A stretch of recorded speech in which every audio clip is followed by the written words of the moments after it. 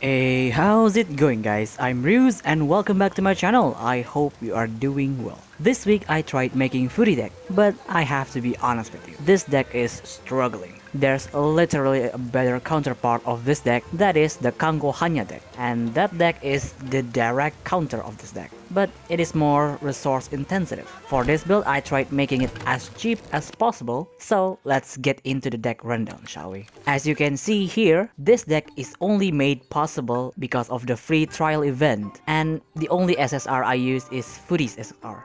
This deck playstyle is quite simple. You empty the opponent combat zone, then you hit their face as hard as you can. First up, we have Enma. The main reason I'm bringing Enma is that she can act both as an attacker and a blocker. And because she has the summon gimmick, she will synergize well with Furi. For her, I'm bringing 2 Soul Seas. Since we're going to knock back a lot of Shikigami with Otengu, this will help us kill that Shikigami and gain haste at the same time. Then we have 1 Adjudicator. I think this is a pretty good form to make your ghost not die too easily. Then we have 2 Wraith Resentment. I don't see that many people bringing this card, but I find this pretty useful in this build to stop opponents from setting up their field. Then we have 2 Evolve. This one is a must, because the ghost will gain extra health when summoned. And 1 Charity's Grace. The unyielding only works after you evolve her, but we mainly want to use this form for the piercing effect. Next is Shiranui. She is here for the rally buff and the reset assault cards. She will allow us to make multiple attacks in one turn, which is crucial to end the game faster.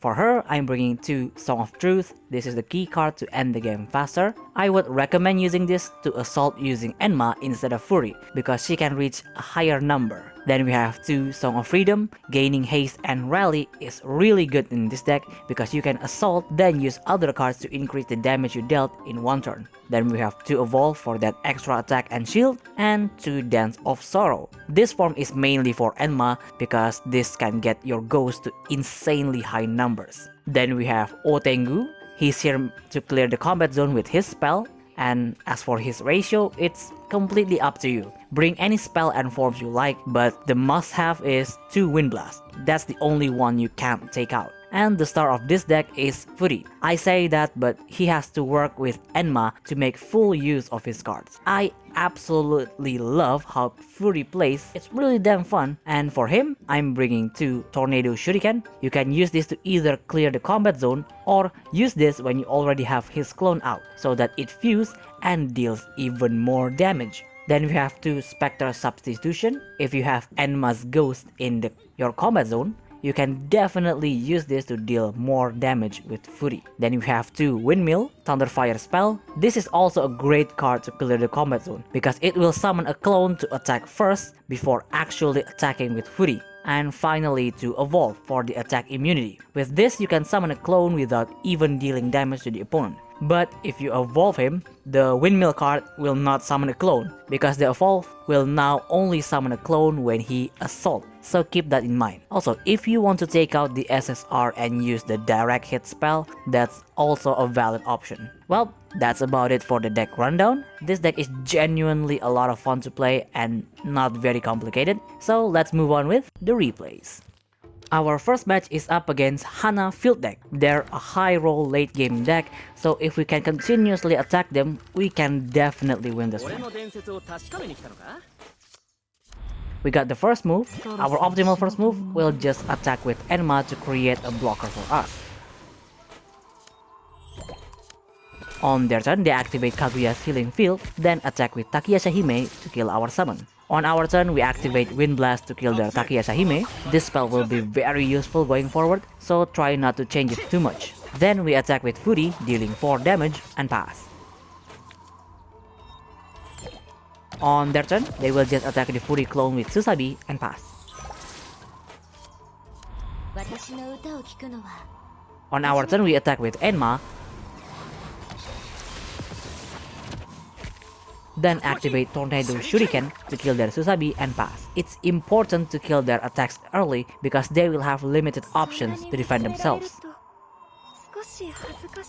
On their turn, they will evolve Hana, then attack with Kaguya and pass. At the start of our turn, Otengu will knock back Kaguya.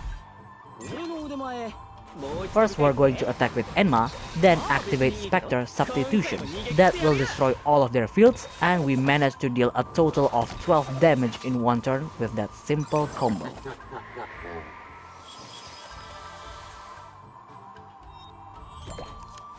On their turn, they will evolve Takayasa Hime, then they activate Shadowless Sun to activate the attack immunity field and pass.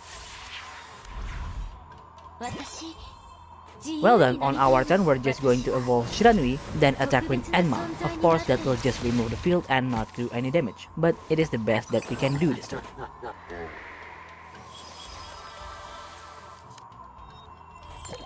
On their turn, they activate Starfall, then attack with Takayasa Hime. That is a very weird move. Not that it matters because Otengu will knock her back. We activate Soul Seize to kill Kaguya, since she will reach level 3 next turn. Then we attack with Enma. After that, we activate our last Spectre Substitution to destroy all of their fields.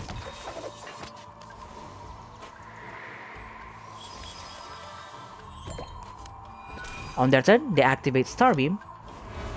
Then they activate their last Shadowless Sun to try and salvage this situation.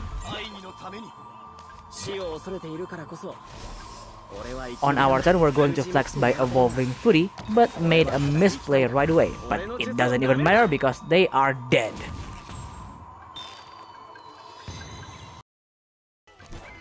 Our second match is up against Tamamo Enma deck. I'm really sorry I couldn't get you a better replay because I spent too much time playing around with the deck than actually finding a better matchup. Their playstyle should be similar to us, so it will be up to us to outsmart them. They get the first turn, of course they will just attack with Enma and pass. On our turn, we're going to do the same thing and pass. We don't need to rush it now because once we see the chance, we can go all out.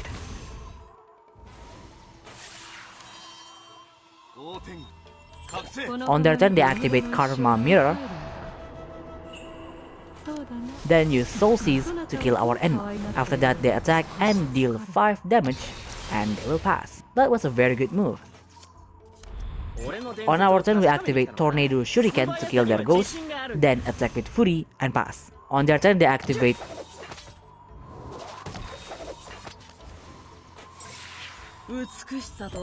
Wind Blast to kill our clone, then attack with Enma again and pass.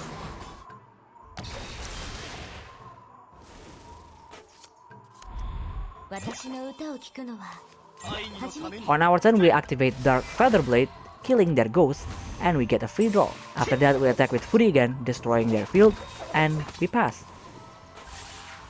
On their turn, they will evolve Enma, then attack with her and pass. I personally think that was a waste of the soaring keyword.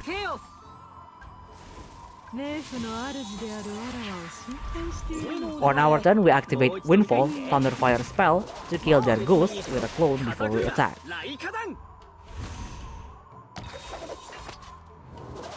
After that, we activate Spectre Substitution to make the clone attack, and we deal a total of 10 damage this turn. At the start of their turn, Otengu will kill our clone. That is completely fine by us. They activate Song of Freedom on Enma, then put First Den on Shiranui. Very weird choice. After that, they attack with Enma, dealing a huge 7 damage. At the start of our turn, Otengu will kill the ghost. We get another free draw. Very nice. We drew Song of Freedom, but we are flexing this turn. We attack with Enma, then activate our last Spectre Substitution. You already know what it does, and with that, we win the game.